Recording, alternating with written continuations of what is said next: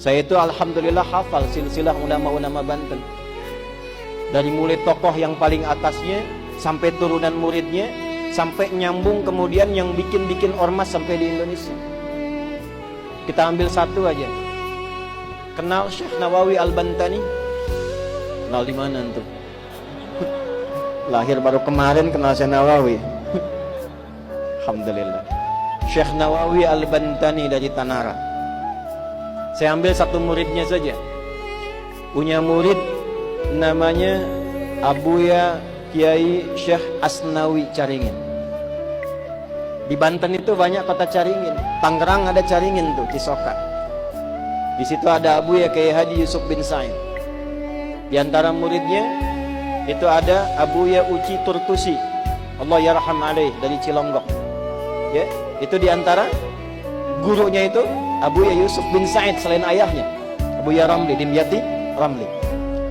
Itu Kiai Asnawi di Caringin yang di Labuan, berangkat kemudian ke Mekah, belajar dari Syekh Nawawi Al-Bantani gurunya. Itu juga bertemu dengan teman akrabnya dua. Yang dua ini kelak mendirikan dua ormas besar di Indonesia. Satu Syekh Muhammad Darwis, yang kemudian diganti namanya oleh gurunya menjadi Syekh Ahmad Dahlan. Pulang kemudian ke Nusantara mendirikan Jam'iyah Muhammadiyah 18 November 1912. Satu lagi Hadratus Syekh Kiai Haji Muhammad Hashim bin Asy'ari, yang kemudian pulang ke Nusantara mendirikan Jam'iyah Nahdlatul Ulama 31 Januari 1926. Pulang. Dan ternyata ketika dilihat semua keakraban ini nyambung di nasab. Nyambung. Ada nasab guru, ada nasab asli ke atas.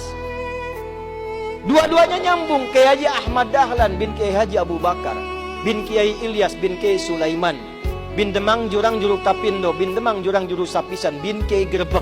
Grebek 1, Grebek 2. Nah di Grebek 2 itu salah satunya kakek buyutnya Pak Erlangga, Pak. Naik ke atas, nyambung ke siapa? Ahmad Jumadil Kubra. Syekh Ahmad Jumadil Kubra itu sekarang masjidnya dan dorihnya, peninggalannya itu ada di wilayah Semarang, mau arah ke arah Demak. Jadi kalau ada belok ke kiri itu sebelah kiri sebelum perempatan itu ada masjid warna hijau, kubahnya emas. Itu dorihnya Syekh Ahmad Jumadil Kubra. Sebelum Universitas Sultan Agung itu ada tuh. Beliau keturunan siapa? Syekh Azmat Skar. Ahmad kan keturunan siapa? Ali Zainal Abidin. Ali Zainal Abidin keturunan siapa? Al-Husain. Al-Husain siapa? Adiknya Al-Hasan.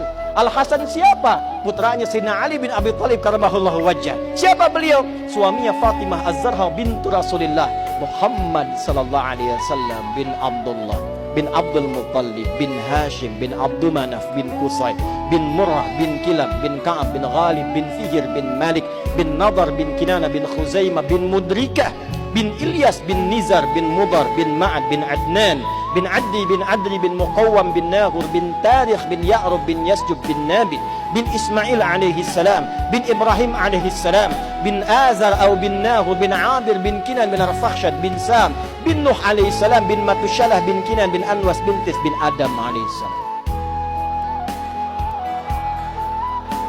Sallu ala Nabi. Ulangi Pak Ketua DPRD. Kiai Hashim juga begitu.